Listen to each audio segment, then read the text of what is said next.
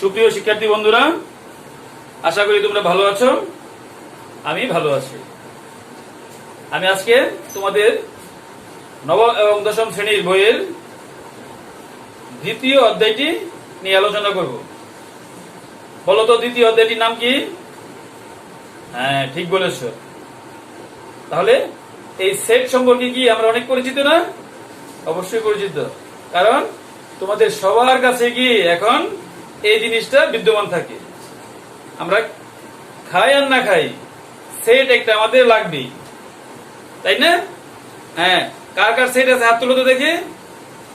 বাবা, সবাই সেট। সবার কি অ্যান্ড্রয়েড সেট আছে?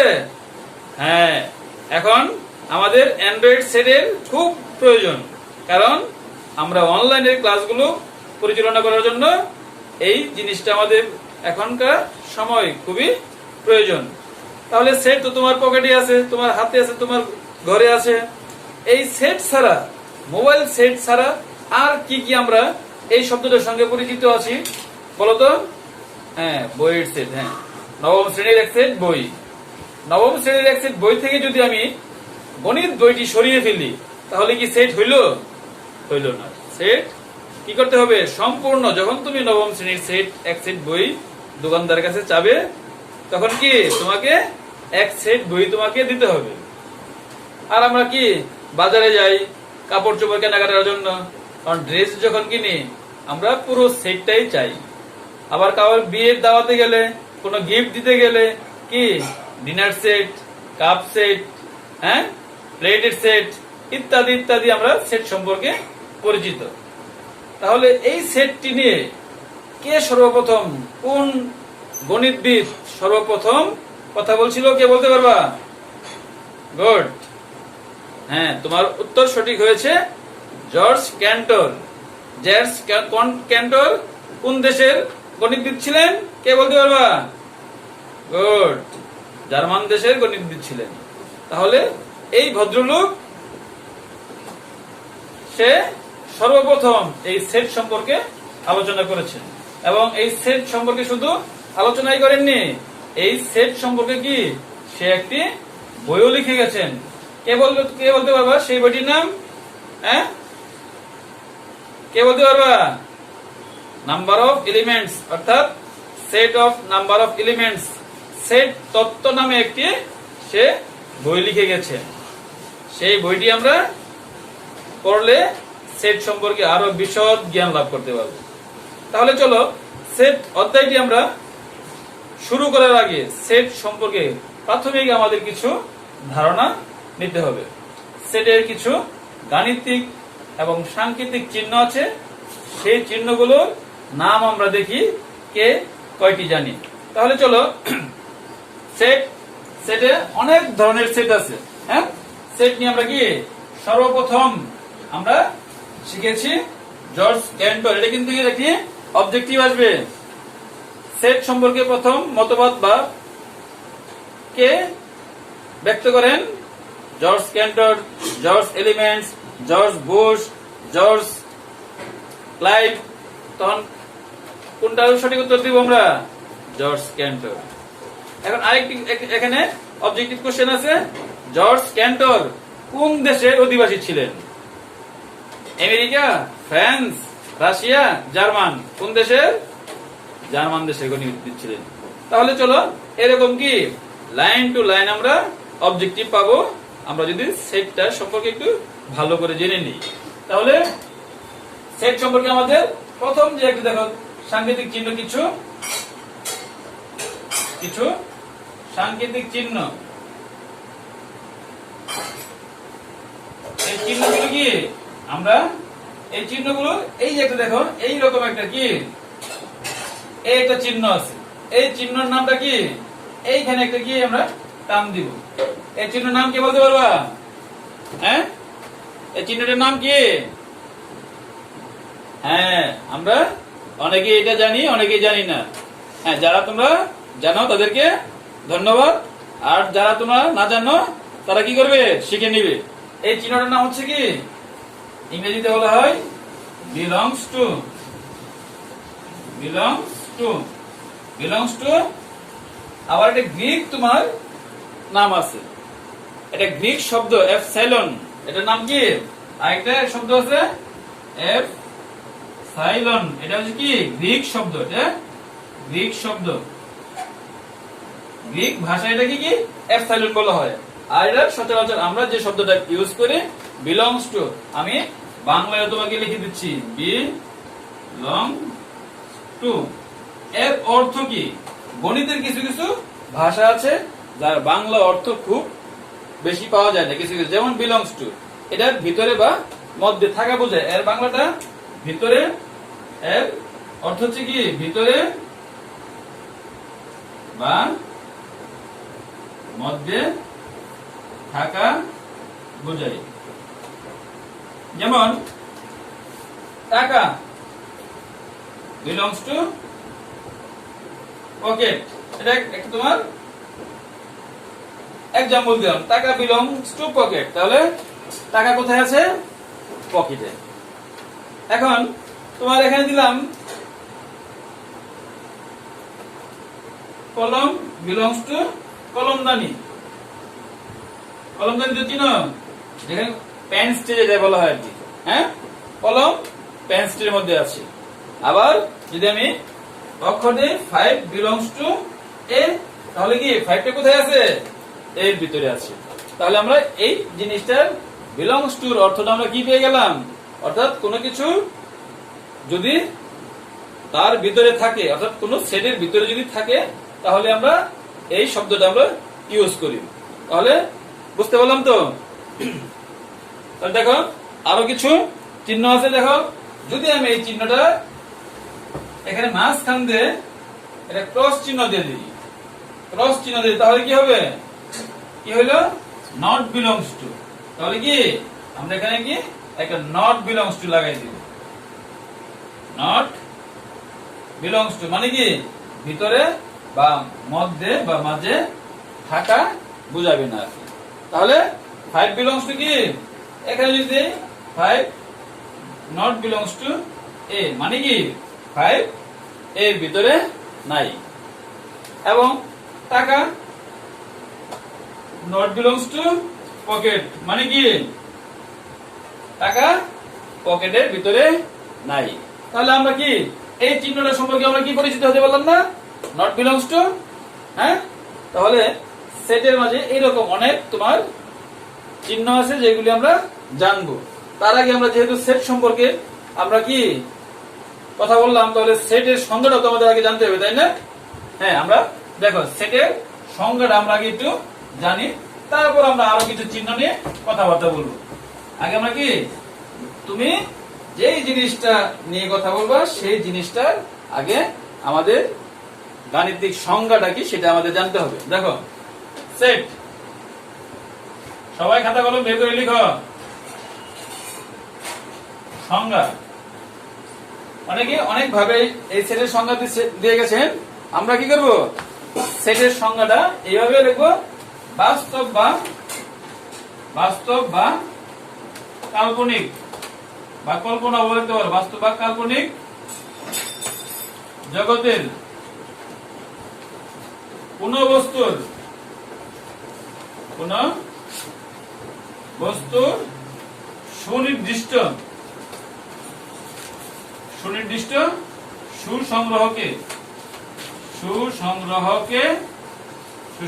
কি বলে? সেট বলে। সেটকে সাধারণত ইংরেজি বড় অক্ষর এবং সেটের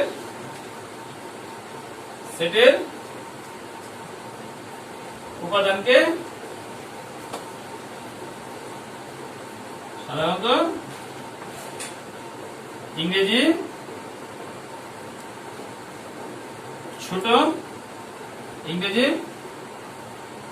ছোট অক্ষর বা অক্ষর দ্বারা প্রকাশ করা হয়। তাহলে দেখো সেট কি সাধারণত ইংরেজি বড় অক্ষর। বড় অক্ষর বলতে কি বুঝি আমরা? হ্যাঁ, বড় অক্ষর বলতে এখানে আমরা এই এ বি সি ইত্যাদি। হ্যাঁ, আবার ছোট অক্ষর বলতে আমরা কি বুঝি? ছোট অক্ষর বলতে এ বি এক্স ওয়াই ইত্যাদি।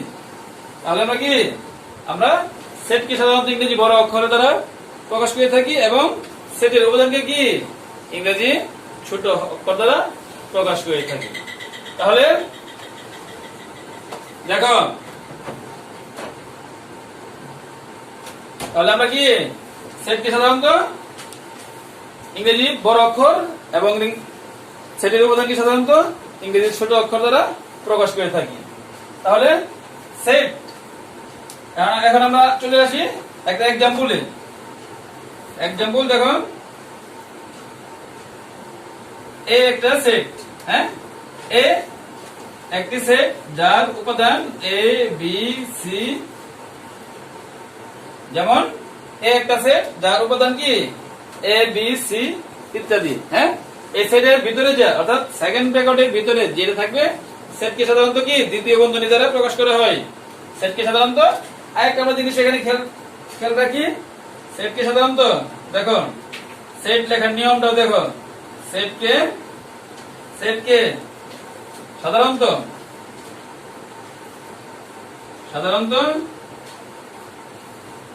দ্বিতীয় বন্ধনী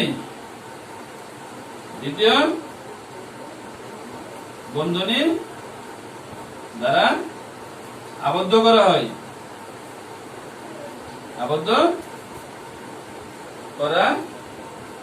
হয়।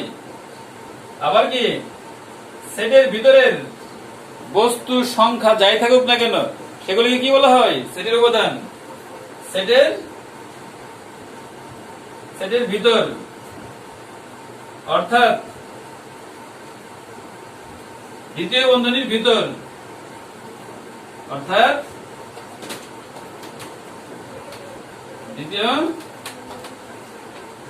বন্ধনীর ভিতর যাই থাকুক না কেন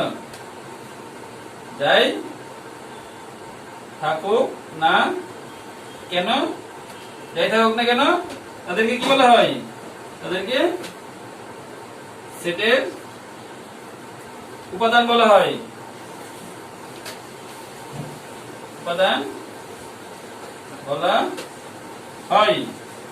তাহলে সেটের উপাদানকে কি প্রত্যেকটা উপাদানকে কমা দিয়ে আলাদা করতে হয়। সেটের প্রত্যেকটি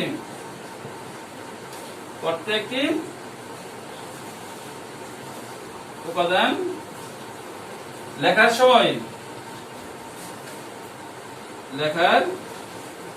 সময় কমা ব্যবহার করতে হয়।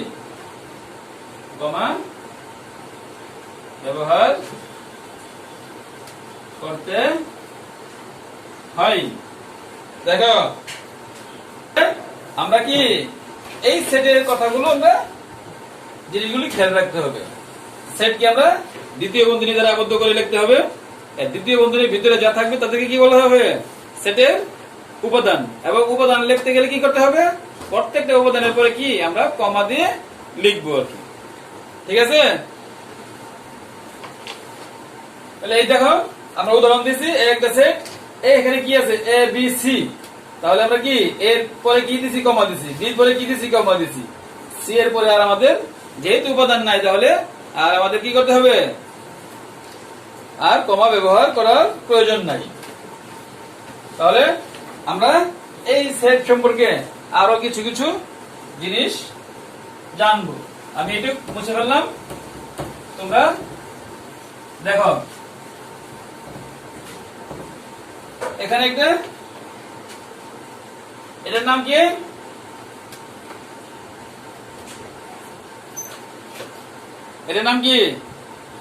এটার নাম হচ্ছে আমাদের, দেখো এটার নাম কি? এরকম, অর্থাৎ তুমি যদি কাপটা উল্টিয়ে রাখো এটাকে কাপও বলে অনেকে। এটার নাম আসলে কি? ইংরেজিতে কি বলা হয়? ইউনিয়ন। এর নাম ইউনিয়ন। ইউনিয়ন বাংলা কি অর্থ? সংযোগ সেটের চিহ্ন। হ্যাঁ, সংযোগ সেটের চিহ্ন। তাহলে এর কাজ হচ্ছে কি জানো? এর কাজ কি? এই সেটটা এইরকম চিহ্ন যদি তুমি পাও, এর কাজ হচ্ছে দুইটা সেটকে কি করবে? একত্রিত করবে। এর কাজ হচ্ছে কি? দুইটা সেটকে একত্রিত করা। তাহলে আমরা এর কাজটা দিয়ে আমরা কাজগুলি লিখি। এক নম্বর কাজ, দুটি সেটকে একত্রিত করা। একত্রিত করা এর কাজ কি? দুইটা সেটকে একত্রিত করা। আর কি কি আছে কাজ? কমন এবং আনকমন। আনকমন উপাদান নিয়ে সেট গঠন করা।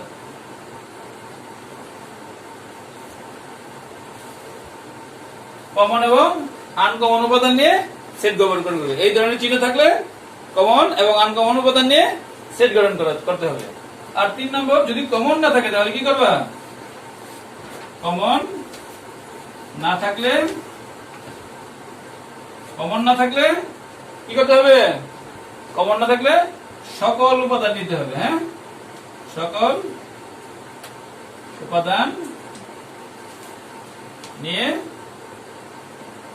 সেট গঠন করতে হবে। তাহলে আমরা এইরকম যদি তুমি কাপটা উল্টিয়ে রাখো, আর কি উল্টিয়ে রাখলে কি হবে? এর প্রধান কাজ হচ্ছে কি? দুইটা সেটকে কি করবে? একত্রিত করবে। আর কি করবে? আর শুধুমাত্র কমন নিলে হবে না, কমন এবং আনকমন উপাদান নিয়ে সেট গঠন করতে হবে। আর যদি কমন না থাকে তাহলে কি করতে হবে? সকল উপাদান নিতে হবে। দুইটা সেটকে, সেটের মাঝে যা যা উপাদান আছে সবগুলি নিয়ে তোমার সেটটা গঠন করতে হবে। তারপরে দেখো পরে কি আছে? আরেকটা চিহ্ন আছে। এর বিপরীত চিহ্নটা যদি আমরা দেখি, দেখো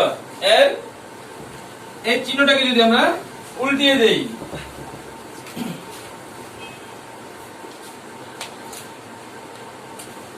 যদি আমি এই একা যদি হয়ে যায়, যদি চিহ্নটাকে আমি উল্টিয়ে দেই তাহলে কি হবে? এর নাম কি? ইন্টারসেকশন। এর নাম হচ্ছে কি? ইন্টারসেকশন। মানে কি? ছেদ সেটের চিহ্ন। মানে ছেদ সেটের চিহ্ন। এর কাজ কি? এর মনে করো কি কাজ তোমার? এর কাজ কি? এর কাজ হচ্ছে কি? দুটি সেটকে একত্রিত করা। দুটি সেটকে একত্রিত করা। 2 নম্বর, শুধুমাত্র কি? কমন উপাদান নিয়ে সেট গঠন করতে হবে। শুধু মাত্র কমন উপাদান নিয়ে সেট গঠন করতে হবে। সেট গঠন করা। আর 3 নম্বর কি কাজ? কমন না থাকলে, যদি কোনো কমন না থাকে তাহলে কি হবে? সেটটি কমন না থাকলে সেটটি ফাঁকা হবে। তাহলে আমাদের এই দুইটা সাংকেতিক চিহ্নের আমরা এদের কাজ এবং এদের বৈশিষ্ট্য জানলাম। প্রথম সেটে যদি তোমার এরকম যদি থাকে তাহলে কি করতে হবে? না হচ্ছে ইউনিয়ন বা সংযোগ সেটের চিহ্ন। আর কাজ হচ্ছে কি? দুটি সেটকে একত্রিত করা। আর কাজ হচ্ছে কি? কমন এবং আনকমন উপাদান নিয়ে সেট গঠন করা। যদি কমন না থাকে তাহলে কি করতে হবে? সকল উপাদান নিয়ে সেট গঠন করতে হবে। আর যদি এই চিহ্নটা আমি উল্টিয়ে দেই তাহলে এর নাম হচ্ছে কি? ইন্টারসেকশন বা ছেদ সেটের চিহ্ন। আর এর কাজ হচ্ছে কি? দুটি সেটকে একত্রিত করা। আর কি কাজ? শুধুমাত্র কমন উপাদান নিয়ে সেট গঠন করা। আর যদি কোনো কমন না থাকে তাহলে কি করতে হবে? সেটটা ফাঁকা হবে। তাহলে প্রিয় শিক্ষার্থী বন্ধুরা, আজকে তোমাদের সেট সম্পর্কে প্রাথমিক একটু ধারণা আমরা দিতে পারলাম। আগামী ক্লাসে আরো আমরা কি সেট নিয়ে অনেক কথাবার্তা বলবো। আগামী ক্লাসে তোমরা স্বতঃস্ফূর্তভাবে অংশগ্রহণ করবে, সেই আশা সেই প্রত্যাশা ব্যক্ত করে আজকে ক্লাস এই পর্যন্ত সমাপ্ত ঘোষণা করছি। তোমরা সকলে ভালো, সুস্থ এবং সুন্দর থাকো, পড়ালেখায় সময় অতিবাহিত করো, সেই প্রত্যাশা রেখে আজকের মতো বিদায় নিচ্ছি। সকলকে ধন্যবাদ।